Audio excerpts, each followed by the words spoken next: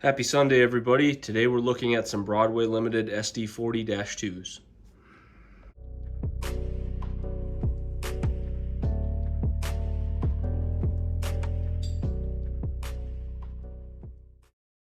So again, you'll have to excuse me, still getting over a cold, so I'm a wee bit froggy, so if you hear the odd sniffle or cough in the background, still dealing with it, and I apologize, but I wanted to take some time and look at the Broadway Limited SD40-2s. I got 3 of them here in Paragon 4 and one of them in the Paragon 3 decoder set. And this is going to be a departure from my usual Broadway Limited review. I've got quite a few issues with these, and I'm going to lay them all out as best as I can here. So let's go ahead and just jump right into it. Before we get into the electronic issues that I've had and maybe some of the gear train issues that I've had, let's just take a minute and go ahead and look at these and go over a couple of the issues I kind of have with them. So honestly, when I first got these, I was pretty excited with the level of detail that they have, when you first get them out of the box. When we're here at the nose, we have relatively decent hand railing, although I'm going to get to this when I bring a Kato in here. The front hand railing just doesn't look right to my eye, and I'll kind of show you what I'm talking about there when I bring the Kato into the picture here in a minute. Took the time to paint the steps, wish they would have done the rails here, but kind of a nitpicky thing. The separately applied hand grabs on the nose and side of the nose here are nice. They look a little large for the scale, but it's kind of one of those things you just end up, these are so small it's really difficult to get them the proper scale. Lit number boards, when I can get the power turned on here, you can see that. The headlight is exceptionally bright, that's awesome. And I like the sunshades here, nice detail. Walkway tread is exceptional on these, it's nice and crisp. And honestly, the paint scheme on the CSX is really nice. And decals are all pretty standard for Broadway. These things are nicely put together. If you pop the top here, there is a decoder reset button underneath that. Some more separately applied hand grabs here. None on the back there, molded in back here. And here's kind of one of my issues I'm running into is when you get this side by side with other manufacturer SD40-2s, the whole engine is just slightly out of scale. Now, I'm not sure which one's which, but all of my other stuff kind of seems to look good together. These seem a little bit taller, a little bit bulkier, and the porches on either end are larger. And again, I'm not sure which one's closer to scale, but these just stick out from the rest of all my SD40-2s. And if you watch the channel for a while now, you know I've got quite a fleet of them. All of these, I will tell you, were purchased as refurbs from the Broadway Limited refurb store, so there's little bits of glue here and there, and that's something I'm okay with, just part of saving the money. I did also pick up 2 of these new. You've seen them on my channel possibly a couple times before. They were the the high nose NS and NW SD40-2s, and I got a couple videos out there. I might try to sneak a couple of those in my pre-review run, which we'll get to here in a moment. But also, one of the issues that I'm running into this is the snow plows on either end. The CSX, the BN, the BNSFs have them as well. The front and rear snow plows end up running a little bit lower than I think they probably should, and in certain situations, because of the way these engines are kind of built, they end up sticking on turnouts and stuff like that if you're moving up and down in grade. So something to be aware of. The truck detail on these is also something that you should notice. They're drastically nicer detail than, say, a Kato. So Let's go ahead and pull the CSX aside and take a look at the BN. It is actually super nice. The color to my eye is a little bit off on this. It's a little too shiny and kind of a lighter color green. I prefer the green that the Katos have on them. They just look a little bit better, but all the same as the one before it. This is a Paragon 3. It's just nicely put together. It's a gorgeous looking engine, and I wish it would have been a little bit nicer runner for my fleet. Door detail's really good on all of these as well. Radiator grills are good. And then what I hoped to be some awesome engines, I have my BNSFs in the back here. I honestly have a lot of runtime on these, and they have some shelf wear. You got some broken chains and kind of some issues with some handrails here and there. And these have been a big disappointment for me. I'm really sad about these because they sure are lookers. And honestly, the BNSF swooshes, to find a Kato, they're difficult to come by. They don't have sound, and people charge way too much for them online. They want outrageous amounts of money. I wish Kato would just do another run of them. It would be really awesome. So we're just going to take a Kato and kind of bring it up into the view here. And if you can kind of see, the length of the nose is slightly different, and the lengths of the porches are drastically different.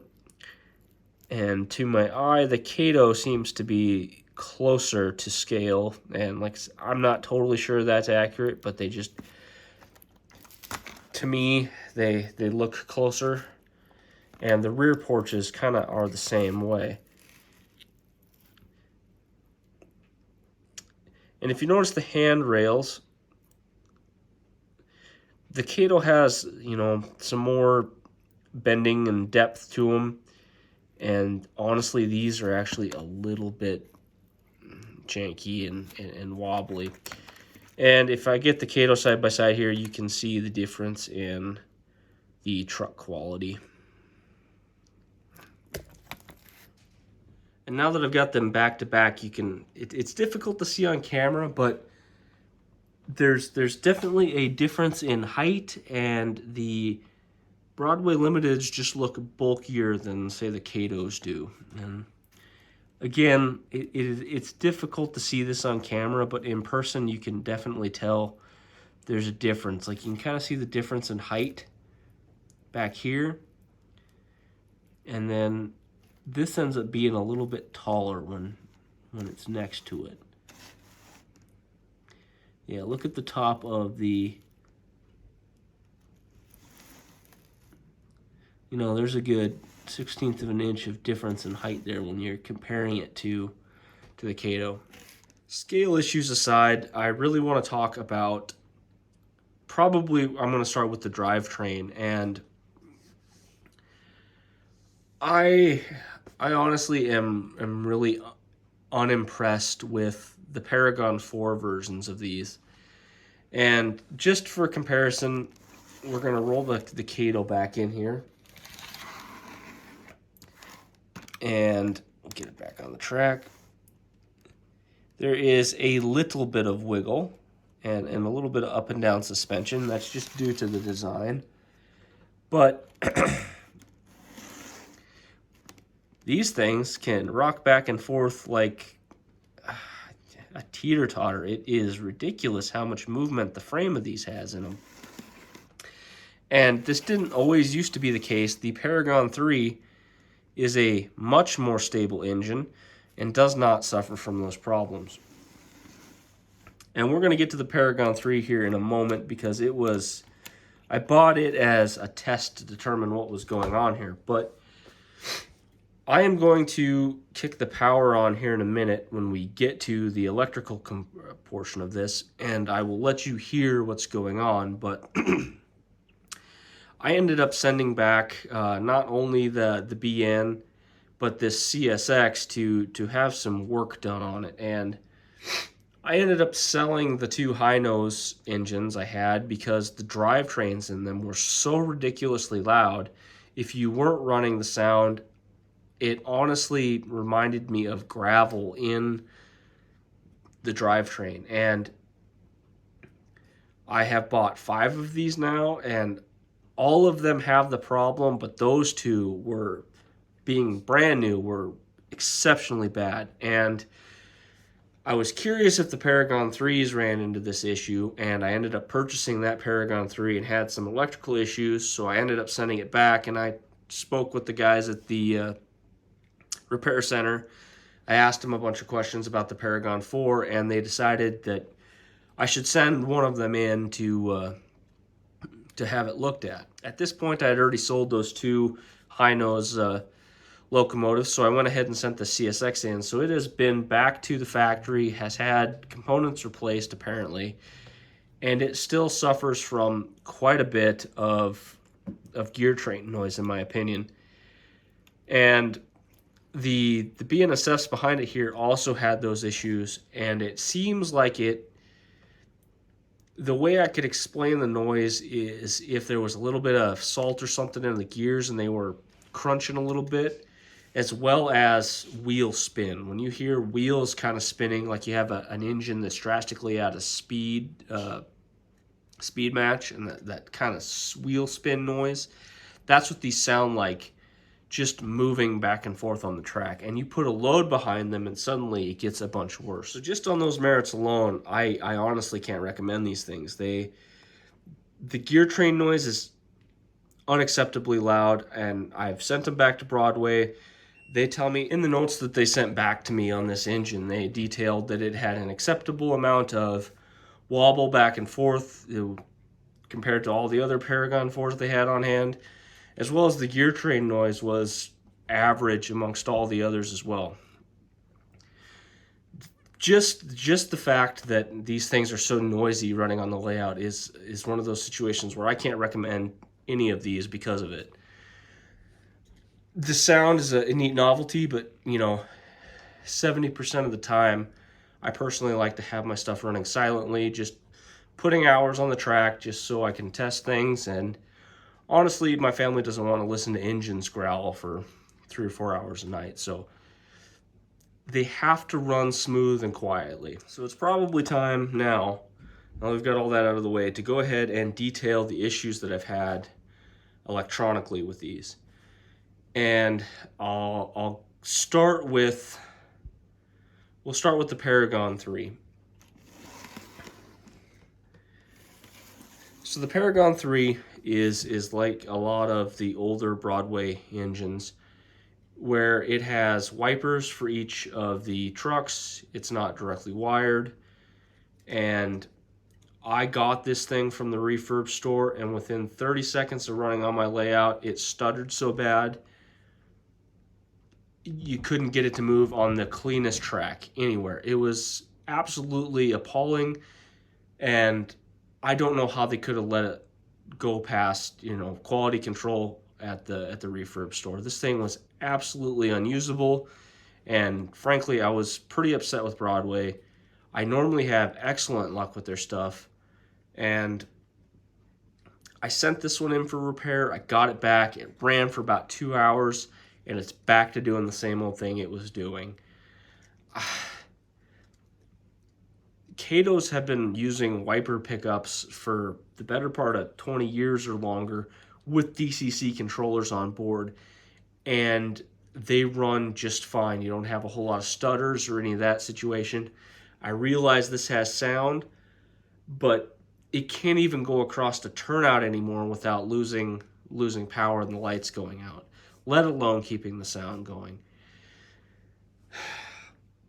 And the problem I have, why I wanted to get this, is because some of the people I've been talking to say they didn't hear a whole lot of issue with the Paragon 4, and anybody with the Paragon 3 never talked about sound issues. And to be honest, the gear train on this engine is flawless. When it ran, it was quiet, it was smooth, it had a lot of pulling power. The sound works pretty good. when it did work. And to be honest with you, when I get to that CSX, they've got a lot of things right in the sound department, and it really frustrates me with some of its other things. But these Paragon 3s are absolute junk. You should avoid them at all costs. And, well, frankly, all of these you should probably avoid. But I can't believe that they would let something like this be sold. It is just very, very unreliable, and I'm really struggling with what they're doing here. So, knowing that Paragon 3 has a really quiet gear train and just a bad decoder, I don't know why they didn't stay with the same gear train and just direct wire the contacts and put in a Paragon 4 decoder. These engines have ran super awesome electrically up until the beginning of this week, which I'll get to in a second here. Turnouts doesn't matter. Dirty track, I mean really dirty track. These Paragon 4s just run flawlessly. The load dependent throttle, just like all the other Broadway limited engines, is excellent. You adjust the CVs down a little bit because I have a short layout, so load can be difficult to get behind these. They spool up, they slow down, they work awesome. The sound is excellent with these, and I really wish they'd get the gear train situation figured out because it is so good. So with that said, I guess we need to talk about a little bit of the snafu that I'm running into. I ended up not doing a pre-run review on these because the way I do my channel is I film what I decide I'm going to run on Monday in my review. I then set up some engines to do my daily videos. I run them for a while, and about Friday or so, I start filming my pre-review run. And Monday, shortly after doing my video on what I'm going to end up reviewing this Sunday, I had my trains running on the layout, just letting them run, just enjoying my morning, and 1734 had an issue, and I didn't know it at the time, but my layout shut down and kept turning on the power and something was grounding out. So I checked all my engines running and it was none of them.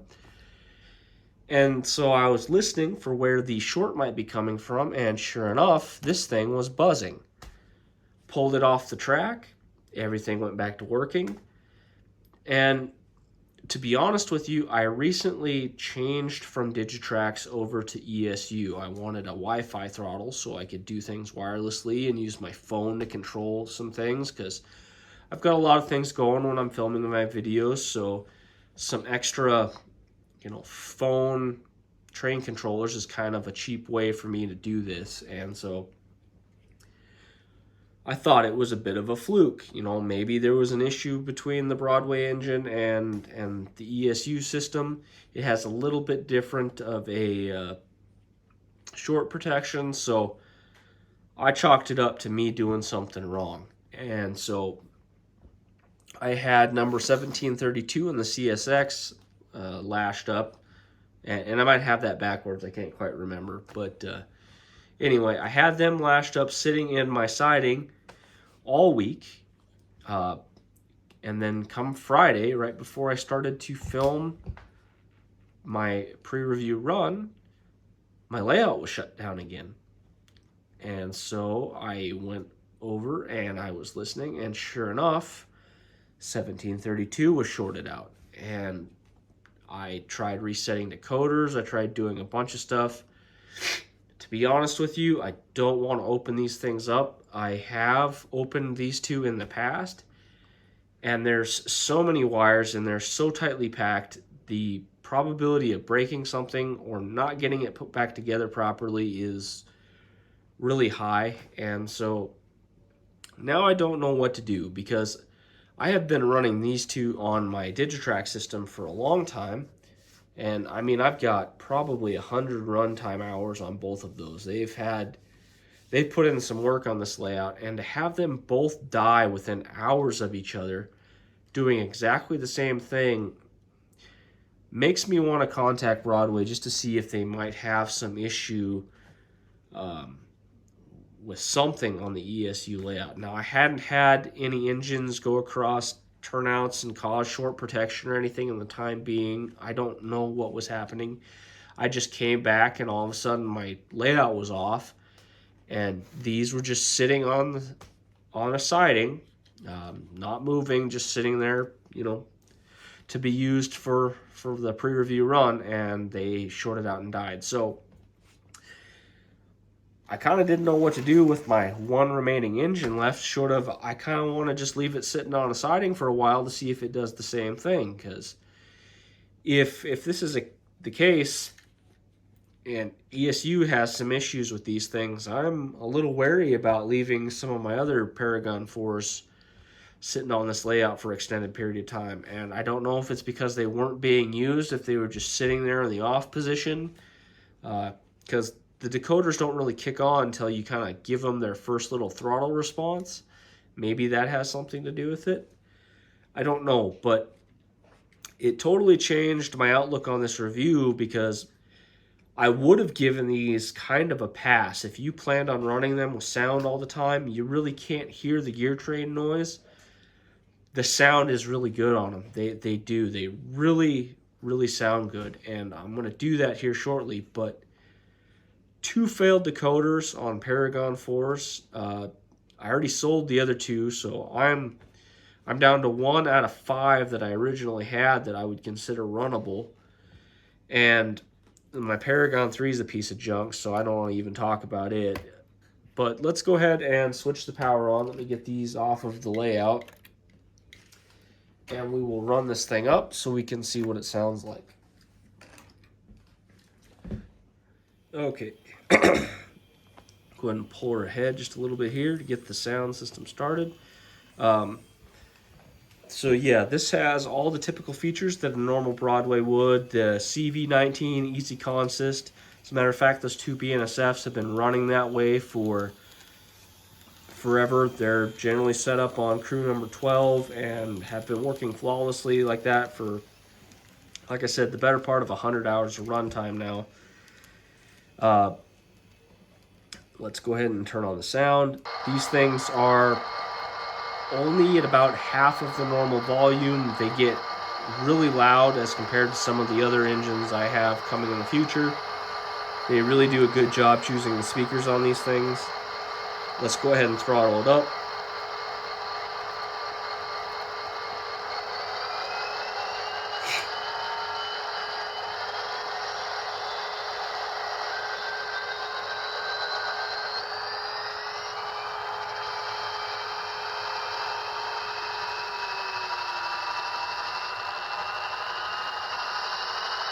Really good slow speed control.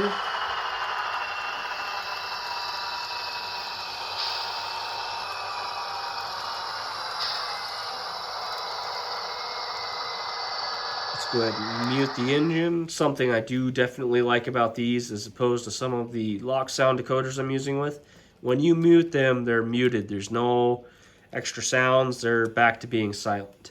Also, sounds turned off. We have access to the horn as well as the bell.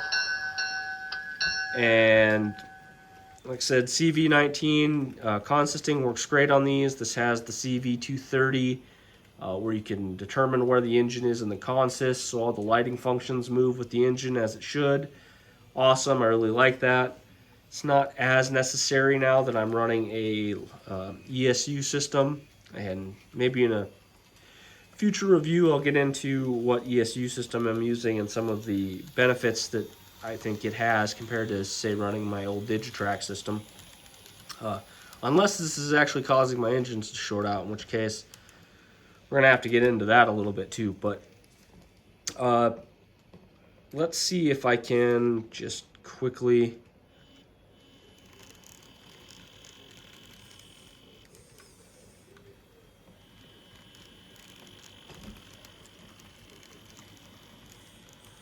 Not quite sure if you can pick that up here.